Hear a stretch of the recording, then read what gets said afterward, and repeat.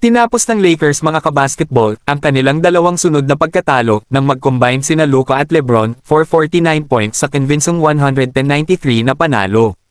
Ang Lakers mga kabasketball sa wakas ay looked like themselves again. Sa pagbabalik ni Luka sa lineup, ang Los Angeles mga kabasketball shook off ang short losing streak sa pamamagitan ng pagtalo sa Toronto Raptors na mas komportable than the score might suggest. Matapos ang tight na 3 quarters, ang Lakers ay flipped the switch defensively at kinuha ang kontrol sa unang bahagi ng fourth na closing the game with purpose instead of anxiety. Sina Doncic at LeBron James mga kabasketball shared the offensive load, si DeAndre Ayton ay naghatid ng flawless return mula sa injury, at ang Lakers defense mga kabasketball strangled Toronto when it mattered most. Ito ang uri ng panalo na hindi lamang huminto sa pagdurugo, ngunit ipinaalala sa lahat kung ano ang maaaring hitsura ng grupong ito kapag ang mga pieces are actually on the floor together. Si Luka mga kabasketball ay didn't shoot particularly well overall, ngunit ang kanyang presensya ay bumago sa opensa ng Lakers mula sa opening tee. Nagtapos siya ng 25 points sa 8 of 23 shooting, knocked down 5 of his 12 3-point attempts, at nagdagdag ng 7 assists sa loob ng 34 minutes. Even when shots rimmed out, iba ang daloy ng opensa with Luka orchestrating possessions at forcing ang Toronto to defend the entire floor.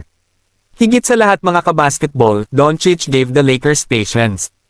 Matapos mag-struggle na isara ang mga laro during his absence, ang Los Angeles mga kabasketball ay nanatiling organisado late na nakasandal kay Luka upang kontrolin ang tempo at spacing.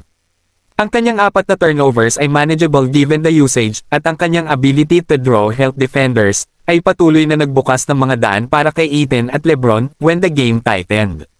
Ibinigay ni LeBron James ang eksaktong kailangan ng Lakers in the moments that mattered most. Nagtapos siya ng 24 points sa 9 of 17 shooting, hit 2 of 4 from 3, at naging perpektong 4-4-4 sa free throw line.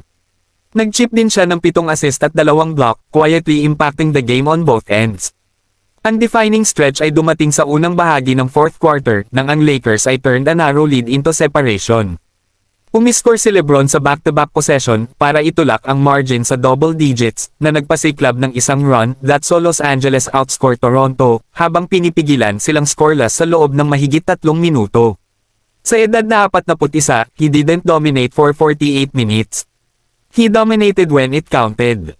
Ang pagbabalik ni DeAndre Ayton mula sa isang knee injury ay could not have gone better.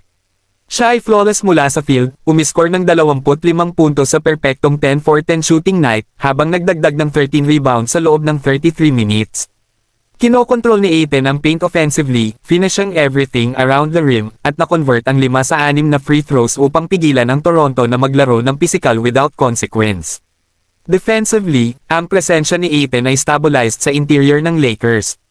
Nakakuha siya ng 12 defensive rebounds, altered shots, at pinahintulutan ang Los Angeles na maiwasan ang constant help rotations. Ang kanyang plus 20 plus minus ay reflected how impactful his minutes were.